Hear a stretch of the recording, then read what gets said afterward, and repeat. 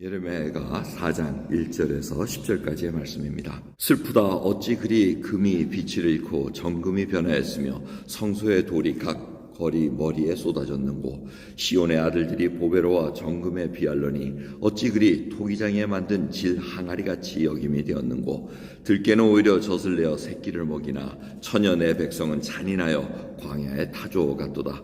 젖먹이가 목말라서 혀가 입천장에 붙으며 어린아이가 떡을 구하나 떼어줄 사람이 없도다.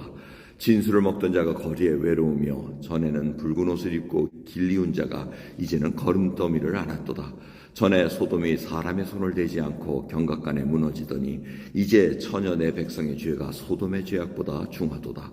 전에는 존귀한 자의 몸이 눈보다 깨끗하고 젖보다 희며 산호보다 붉어 그 윤택함이 마광한 청옥 같더니 이제는 그 얼굴이 숯보다 검고 그 가죽이 뼈에 붙어 막대기같이 말랐으니 거리에서 알 사람이 없도다.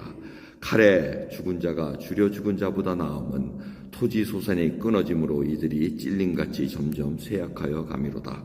천연의 백성에 멸망할 때 자비한 부녀가 손으로 자기 자녀를 삶아 식물을 삼았도다. 아멘. 예레미야가 4장은 계속해서 예레미야가 그렇게 화려했던 예루살렘 성, 그리고 그렇게 잘 먹고 잘 살고 잘 풍요롭게 살았던 사람들조차도 이제는 알아볼 수가 없고 이제는 완전히 멸망해가지고 금빛을 잃고 질 항아리같이 아주 처절한 모습을 보여주고 있는 것을 보고 있습니다. 여러분, 이 말씀을 보면은 사실은 슬픔을 충분히 애도해야 됩니다. 그래서 애도의 기간이 있고 슬퍼하는 기간이 있으면 여러분, 그 슬픔을 당했을 때 그냥 넘어가면 안 됩니다. 나 믿는 사람이니까 기뻐해야지. 그거는 슬픔이 있는데 그냥 그 기쁨을 턱턱 해가지고 넘어갈 수가 없습니다. 하나님께서 그렇게 창조하지 않으셨습니다. 하나님께서도 예수님께서 십자가에 돌아가셨을 때 어두움을 그냥 가지고 슬프셔서 그러셨다고 성경은 말씀하고 있습니다. 우리 인간은 마찬가지입니다. 이 슬픔을 당했을 때 어떻게 애통해야 하느냐. 애통하는 자에게 복이 있다고 말씀하십니다. 여러분, 그걸 잘 생각해 보십시오. 충분히 애통하지 않으면 그 다음 단계로 넘어갈 수가 없습니다. 애통하지 않고 슬퍼하지 않으면 그 다음에 용서고 사랑이고 나오질 않습니다. 그 사항을 여러분들이 깊이 아시면서 이 예레미야 애가가 왜 이렇게 슬픔에 대해서 계속 쓰고 있는 걸 한번 살펴보십시오. 사항이 이게 보통 사항이 아닙니다. 3절 보면 들깨는 오히려 젖을 내어 새끼를 먹이나 천연의 백성은 잔인하여 광야의 타조 같도다. 광야의 타조가 뭐가 잔인하다는 겁니까? 이 얘기는 어떻게 생각해야 되냐면 광야의 타조는 알을 놓으면 돌보지 않는다는 겁니다.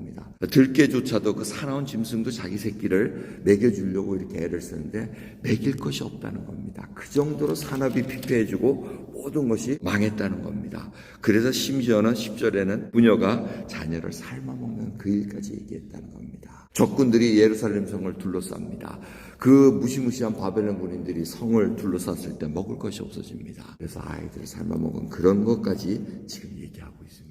그래서 칼로 죽는 것보다 줄여 죽는 것이 더 비참하다고 얘기를 합니다. 차라리 칼로 죽는 게 낫지 않느냐. 이런 참담한 상황을 여러분 한번 보시기 바랍니다. 여러분, 이 상황이 왜 왔습니까? 이스라엘 백성들의 죄악장이었습니다. 죄악 때문에 온 것을 이들은 당하면서도 모릅니다. 계속해서 예레미야는 그렇게 울부짖으면서 하는데 예레미야가 이렇게 함에도 불구하고 나중에 애국까지 다 망명길로 따라가야 됩니다. 끌고 갑니다.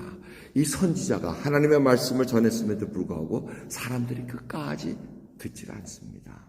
참 무서운 것이 인간이라는 것을 다시 깨닫게 됩니다. 오늘 이 상황을 통해서 이 참상을 통해서 경각심을 가져야 됩니다. 우리 앞에 놓여 있는 일은 지금 어떻습니까? 세계에서 정말 제일 풍요로운 땅이 미국 땅입니다. 세계를 다녀봐도 이만큼 잘 먹고 잘 사는 땅 참 없습니다. 풍요롭습니다. 그런데 지금 기후변화가 자꾸 오면서 기근이 심해지고 전쟁과 또 기근을 통해서 또 식량이 문제가 될 거라고 자꾸 얘기를 하고 있습니다. 결국 30년 전, 40년 전에는 물전쟁이 일어날 거라고 경고를 했습니다. 학자들이. 근데 물전쟁이 과연 날까 싶은 생각이 났는데 지금 2023년 이렇게 딱 와보니까 물전쟁이 날 수도 있겠다. 기근이 심하면서 지금 저쪽 인도 땅과 태국과 캄보디아 이쪽에 있는 그 메콩강 이쪽이 다 지금 말라지고 있고 중국에서 댐을 만들어가지고 물을 다 가둔고 있어가지고 메콩강 하류는 다 메말라가고 있다는 거예요. 이 상황 하나하나가 뭐 거기뿐만 아니고 여러 곳이 다 식순환에 지금 허덕이고 있습니다. 옛날에 소위 야만적인 때는 어땠습니까? 먹고 살기 위해서 약탈을 했습니다. 결국은 그 시대가 또 다시 오지 않나 이런 두려움도 있습니다. 줄여 죽어가지고 아이들을 삶아 먹어야 되는 그 일은 이미 북한 땅에서 우리가 들었습니다. 그런 상황 하나하나가 지금 얼마나 참담한지 하나님 앞에 여쭤야 됩니다. 우리가 하나님께 얼마나 득조하고 얼마나 하나님 앞에 범죄한 자로서 지금 살아가면서 남의 이 고통과 이 속에서 제가 어떻게 살아가야 되는가 다시 한번 생각하기를 원합니다. 여러분, 오늘 후회하지 않는 삶을 살기 위해서는 무엇을 하셔야 되겠습니까? 하나님 앞에 쓸 날이 옵니다. 하나님 앞에 모든 것을 다 점검받고 상급받는 그 심판대에 서는 그런 날이 올 터인데, 저희들이 주님께서 애통하라 그럴 때 애통하지 않고, 찬양하라 그럴 때, 감사하라 그럴 때 그렇게 하지 않고 자기 바란 대로 신앙생활하고 삶을 살다가 후회하지 않기를 원합니다. 이정으로 하나님 앞에 온전한 삶을 살며 하나님을 사랑하고 경외함으로 말미암아 지혜를 얻어 오늘 하루 견딜 수 있는 믿음의 길을 걸어가기를 소원합니다. 기도하겠습니다. 하나님 감사합니다. 오늘도 주님 앞에 이 세상의 환경과 모든 소식을 들을 때 애통해야 할 수밖에 없는 저희들입니다. 하지만 그걸 애써 보지 않으려고 그러고, 심지어 나의 고통까지도, 나의 받은 그 어려운 상황도 애통해하지 않고 그냥 넘어가려는 그러한 모습 속에서 주님 참담함을 느낍니다. 저 현실을 바라보게 하옵시고 하나님께서 주시는 능력으로 모든 것을 감당하게 하옵소서.